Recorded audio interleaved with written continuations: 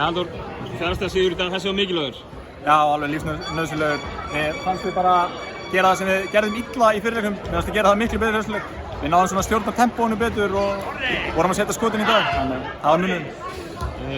Svolítið skrítið leikur svona fyrir Þórsleik. Þeir ná að halda, þú veist, ég er ekki að segja þessi einsmannslið, alls ekki, en Larry hefur verið rosalegur í vetur.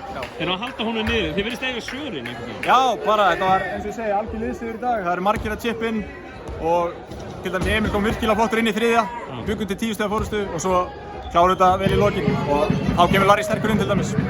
Vera í svona tætt leikjum í lokin eins og þessi var. Hvernig finnst þér liðið hafa svona í vetur og kannski svona með þennan leik, þú veist, eru þið góðir í svona tætt leikjum í lokin? Já, við náttúrulega erum alltaf að bæta okkur og þetta var bara eitt skref í því og vonandi höldum áfram að gera það, taka skref áfram og þá höldum áfram að vinna leiki. Næsti leikur heima í Icelandic Glacial höllinni. Við viljum vantilega kvitta fyrir tapið þar síðast. Já, algjörlega. Við viljum bara spila hraðan og skemmtilegan leik og vonandi enda sem sigurvegarar. Frábært, takk.